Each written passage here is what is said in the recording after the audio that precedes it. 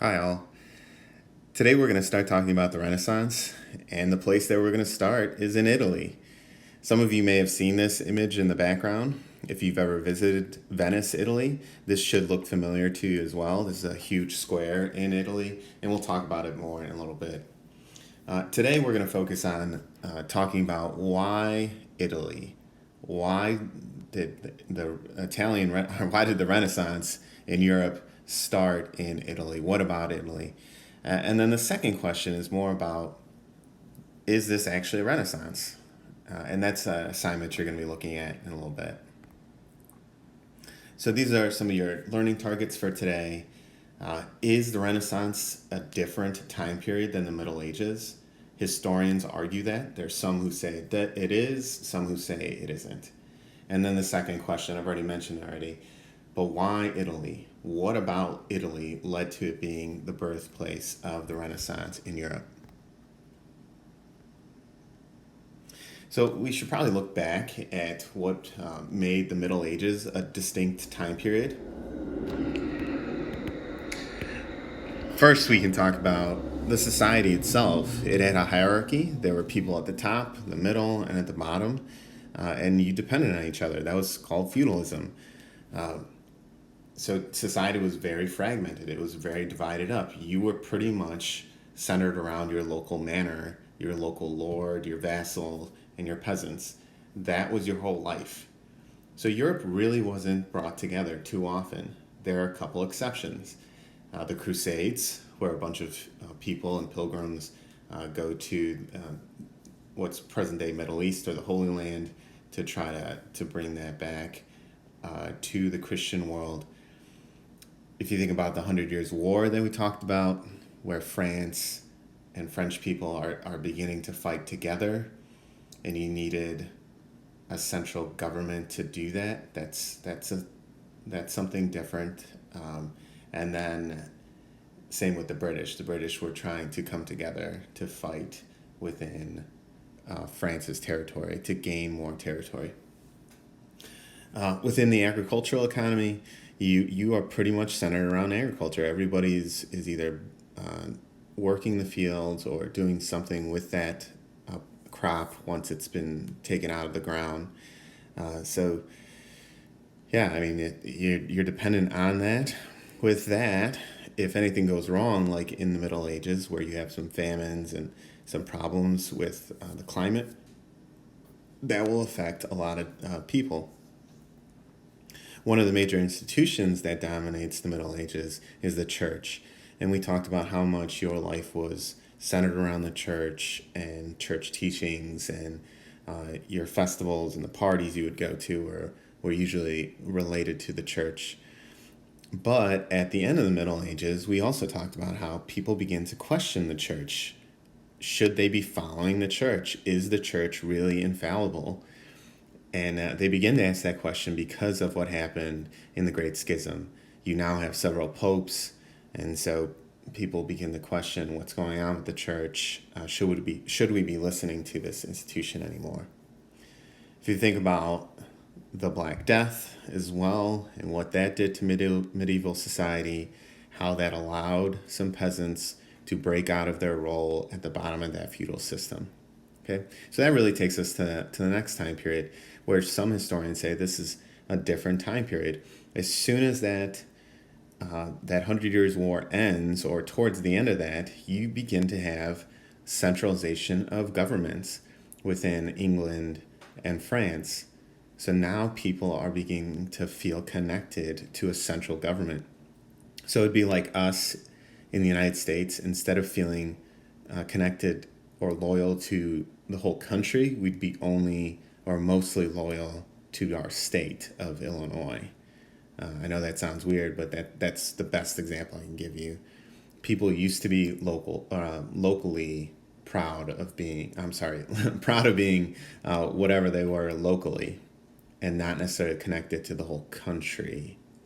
So the idea of a country comes later on. There are some people who are going to start moving towards the cities, and we talked about, because of the Black Death, because there's less workers out there, the workers who are around are able to ask for more money and demand more from the people who used to be controlling them.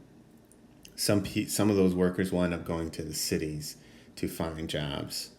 Okay, so that's a big shift in what's going on in our society, our European society at the time. And I already mentioned the third one, growingly secular control of thought and culture. So people were saying that the church shouldn't be controlling our thought and our culture. They shouldn't be controlling our politics either. And so they try to actively get rid of some of the influence from the church. And then how do you have a rebirth if you're not actually looking back to some things from the past? And so what do they look at? What would be considered ancient to them? Well, remember what came before the Middle Ages. Who was in power before the Middle Ages when life was still good? Yeah, it's Rome and Greece. That's what they considered to be the high point of European society. So they feel like they need to go back and look at what those civilizations did to return to Europeans' glory. And in addition, focusing on yourself, looking at humanity, paying attention to what a human is like, and being realistic about that. And you're going to see that in the art especially. So the term Renaissance is actually not from back then. Of course, it's going to be a modern historian, a modern day, it's 18th century, 19th century historian who's going to come up with this term, the Renaissance, because it's a rebirth of the classical civilizations of Rome and Greece within Europe. And that's why it's called the Renaissance, or at least that's what he was saying. But there are some social historians, people who look at Europe today from today's perspective and look at it and say, this really wasn't a rebirth. Not everybody experienced this Renaissance within Europe. It was only a small elite group of people who experienced this. So why Italy? Well, part of it is because of geography and its role in this time period.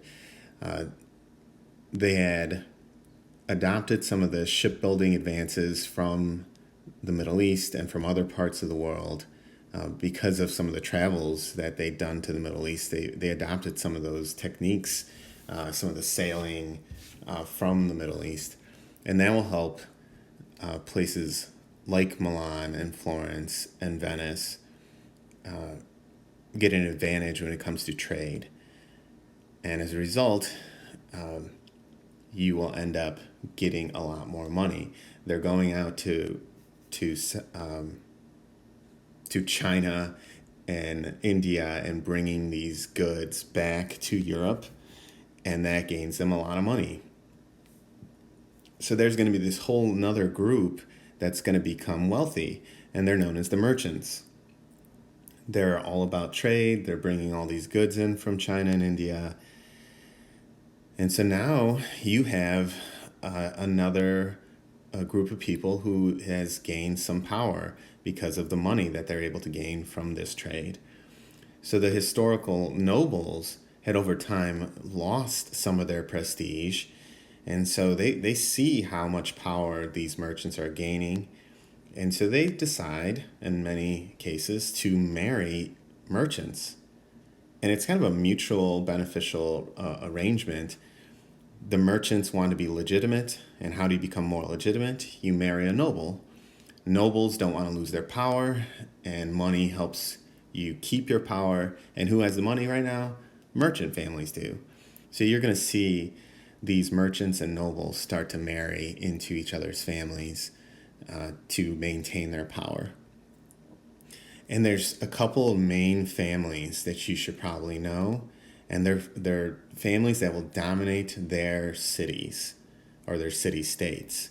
So the Sforza family in Milan will be the dominant family, and then the Medici family in Florence is the other big family that dominates a part of Italy. Because remember, Italy's divided at this time. I know I talked about how Britain or England and France are starting to centralize and starting to come together. Well, Italy hadn't yet.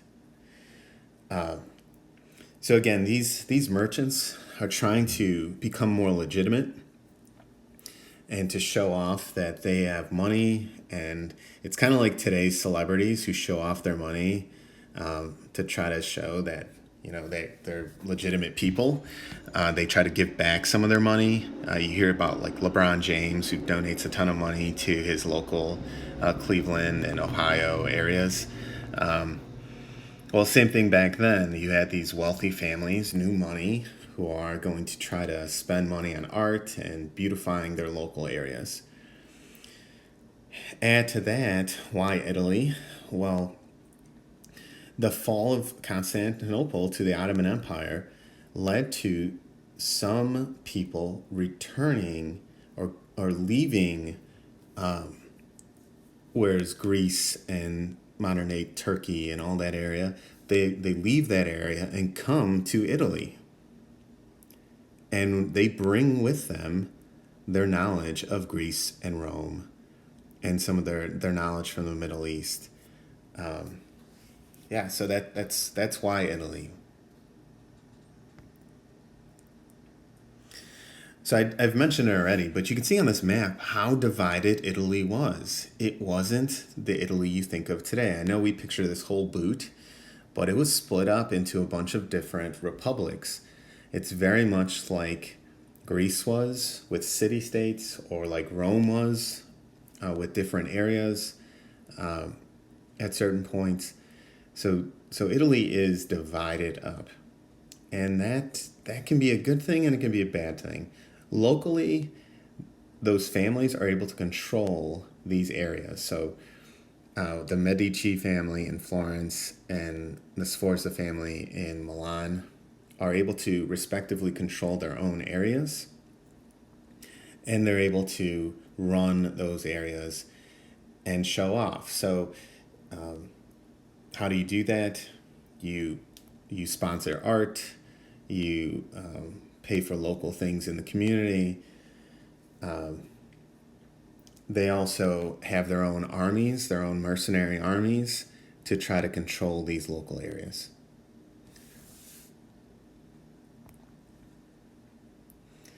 Here's another area in Venice. Well, you can see how extravagant, how much money people spent on local areas to build this huge square and to build this basilica in Venice, Italy. So that's just an example of how much money was going through these areas. Excuse me. So again, there's no Italian country at this time. It's a bunch of separate kingdoms. We've already talked about how Spain, Portugal, England, France are starting to centralize, but even Spain is not completely centralized at this point. They're trying to become centralized by 1500 by combining a couple of these kingdoms together and marrying some of the major kingdoms together. And we'll talk about that in the next next chapter. But then the Renaissance ends in 1527. And why 1527? Well, one of the things I didn't talk about is how these city-states tried to balance each other's power. They tried not to allow any rival city-state to become too powerful.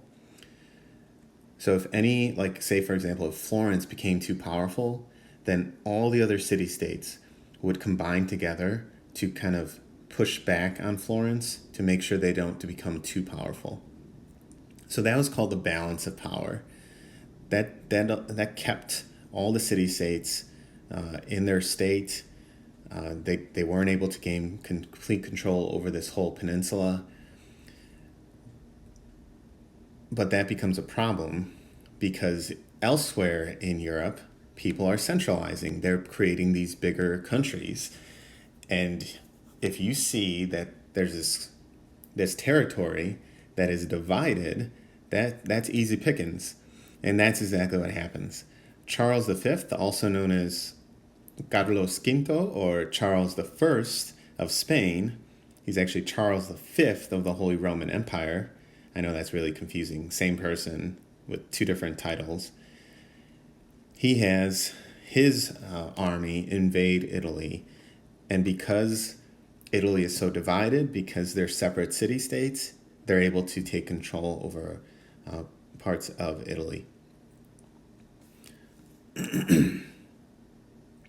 And eventually, by 1527, things have shifted, and Europeans, including Carlos Quinto and others, are trying to find faster ways to get to to the Americas, because at this point the Americas have been discovered, right? 1492, you've learned about Columbus before. So at this point they're trying to get to the Americas and to other colonies. So things have changed by 1527. Okay. There's some other things going on within Italy and Europe and France and England. There are some people who are pushing back against what's going on in society. These people who are worried about extravagant things in art and culture and spending money on all this culture. There's one example in Florence where the person, the friar who takes over control over Florence, it takes power away from the Medici family, actually starts burning clothing, arts, books, all these fancy things that come along because of the Renaissance. Because he's looking at this from the perspective of the church, and the church has lost power, and people are now focusing on material things and fancy art, and so he tries to impose strict rules and conduct within Florence. And I hope you can guess where this is headed. If somebody came to you and said, "Yeah, you know how you're listening to this music with all the swear words, and you're dressing all these fancy kinds of ways, and you can't do that anymore," the society will react against this and push back on him, and they'll actually bring back the Medici family in 1498. So that's just a general overview of why Italy. Italy, because of their geography, because of the rise of the merchants, because of their division into city states, and their desire to prove themselves worthy of this money and status, yeah, becomes the place where this Renaissance will start. But is it fair to call this a Renaissance? Is this just a myth? Go ahead and go to Schoology, to your assignment. Go ahead and answer that. And the directions are in Schoology.